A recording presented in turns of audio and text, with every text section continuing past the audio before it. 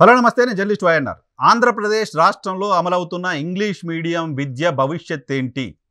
ఆంధ్రప్రదేశ్ ప్రభుత్వానికి సంబంధించిన success స్టోరీలలో English medium ఒకటి. ఇది ఆంధ్రప్రదేశ్ ప్రభుత్వం చెప్పుకుంటోంది, వైఎస్ఆర్ కాంగ్రెస్ పార్టీ ప్రచారం చేసుకుంటోంది. చాలామంది విద్యా వ్యవస్థ బాగుపడాలని కోరుకునే వాళ్ళంతా ఇంగ్లీష్ మీడియాన్ని హర్షిస్తున్నారు. చాలామంది మేధావులు ఇంగ్లీష్ మీడియం తీసుకురావడం పట్ల హర్షం వ్యక్తం చేస్తున్నారు. జయప్రకాష్ నారాయణ లాంటి వాళ్ళు, కంచె ఐలయ్య లాంటి వాళ్ళు ఆంధ్రప్రదేశ్ సర్కారు తీసుకున్న ఇంగ్లీష్ మీడియం నిర్ణయాన్ని హర్షిస్తూ వస్తున్నారు. సో భాషను వేరే రకాల భేదాభిప్రాయాలతో చూడాల్సిన అవసరం లేదు, భాష పట్ల ఒక నెగిటివిటీ ఉండాల్సిన అవసరం లేదు అనే విషయాన్ని చాలామంది మేధావులు చెప్తున్నారు. ఇంగ్లీష్తో కనెక్షన్ లేకపోతే, ఇంగ్లీష్ నేర్చుకోకపోతే, ఇంగ్లీష్ రాకపోతే వరల్డ్తో కనెక్షన్ మిస్ అవుతుంది అనేది చాలామందికి తెలుసు.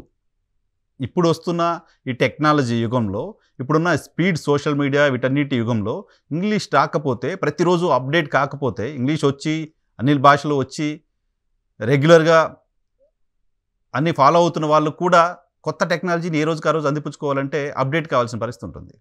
సో అలాంటి పరిస్థితుల్లో ఇప్పటికీ మనం ఇంకా కేవలం ఒక రీజనల్ లాంగ్వేజ్ మాత్రమే నేర్చుకుంటాం, అది నేర్చుకోకపోతే తప్పు, నేరం అనే పరిస్థితి ఉండకూడదు అంటూ ఆంధ్రప్రదేశ్ ప్రభుత్వం భావించింది. ఖచ్చితంగా చాలామంది దానికి హర్షించారు. నాలాంటి వాళ్ళని కూడా ఆంధ్రప్రదేశ్ సర్కారు ఇంగ్లీష్ మీడియం పెట్టడాన్ని స్వాగతించాం. సో ఇప్పుడు ఇంగ్లీష్ మీడియానికి సంబంధించిన ఫలితాలు వస్తున్నాయంటూ ప్రభుత్వం చెప్తోంది, కొన్ని చోట్ల కనపడుతున్నాయి.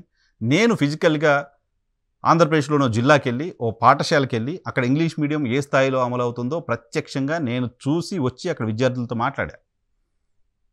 ఖచ్చితంగా ఆంధ్రప్రదేశ్లో ఇంగ్లీష్ మీడియం ప్రవేశపెట్టడం వల్ల ఇప్పటికిప్పుడు ఏదో అద్భుతం జరిగిపోయిందని నేను చెప్పట్లేదు కూడా. కానీ ఒక యజ్ఞం ప్రారంభమైంది. ఓ జనరేషన్, ఓ 10 years 15 years కనుక ఒక జనరేషన్ అంతా ఇంగ్లీష్ మీడియం నేర్చుకోగలిగితే ఖచ్చితంగా ఆంధ్రప్రదేశ్కి సంబంధించి నా విద్యార్థులకు అవకాశాలు పెరుగుతాయి. వరల్డ్ వైజ్గా 100% అటువంటి అవకాశాలు ఆంధ్రప్రదేశ్ విద్యార్థులకు దక్కే పరిస్థితి ఉంటుంది అని అభిప్రాయం నాకు వచ్చింది. నేను ఫిజికల్గా ఎక్స్పీరియన్స్ చేసిన తర్వాత, వెళ్ళి చూసిన తర్వాత.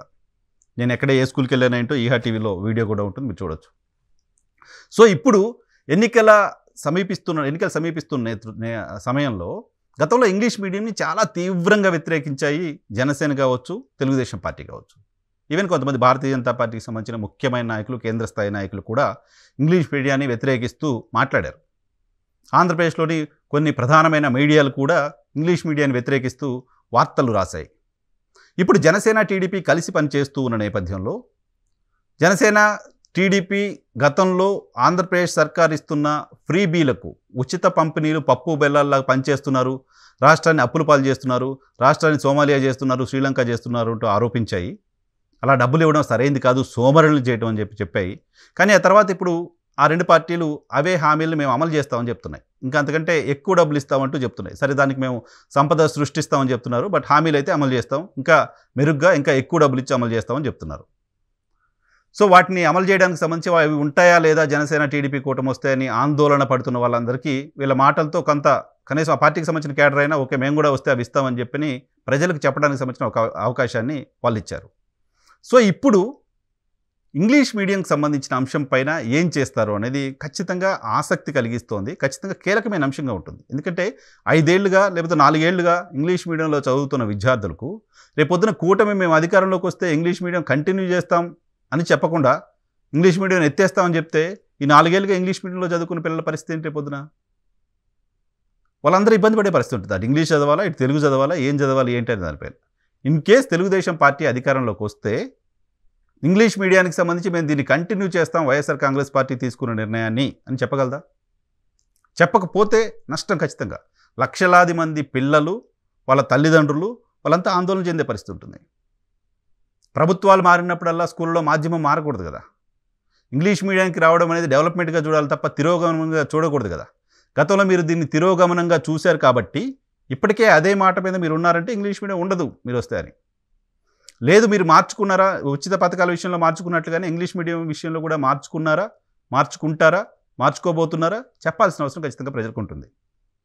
పిల్లలకు ఓట్లు లేవు కాబట్టి ఆ విషయాన్ని మనం పట్టించుకోవాల్సిన అవసరం లేదు అని మీరు అనుకుంటే పొరపాటు అవుతుంది. పిల్లల పేరెంట్స్, పిల్లల భవిష్యత్తుని దృష్టిలో పెట్టుకొని ఇంగ్లీష్ మీడియానికి సంబంధించిన అంశం పైన కూటమి ఒక ఎన్నికల హామీని ఇవ్వాల్సిన అవసరం ఖచ్చితంగా ఉంటుంది. దీనిపైన చాలా పెద్ద చర్చ జరిగింది రాష్ట్రంలో. పిల్లలకు సంబంధించిన స్కూలు, ఎడ్యుకేషను, మీడియం గురించి చర్చ ప్రతి ఇంట్లో ఉంటుంది. ప్రతి ఇంట్లో పిల్లలు చదువుకునే పిల్లలు ఉంటారు. 90% పైగా ప్రతి ఇంటి నుంచి ఎవరో పిల్లలు ఇంట్లో పిల్లలు, చుట్టాల పిల్లలు, వాళ్ళ మనవల్లో, మనవరాల్లో ఎవరో ఒకరు చదువుతూ ఉంటారు. చదువుతో కనెక్షన్ ప్రతి ఇంటికి ఉంటుంది. సో, అది కీలకమైన అంశంగా ఉంటుంది. సో, ఈ అంశం పైన కూడా గతంలో వాలంటీర్ల విషయంలో, ఉచిత పథకాల విషయంలో ఏ రకమైన క్లారిఫికేషన్ కూటమి ఇచ్చిందో, ఇంగ్లీష్ మీడియం అంశం పైన కూడా ఖచ్చితంగా ఇవ్వాల్సిన అవసరం కనిపిస్తోంది. చూడాలి కూటమికి సంబంధించిన మేనిఫెస్టో సమయానికి దీనిపైన ఏమైనా క్లారిటీ ఇస్తారా లేదా అని.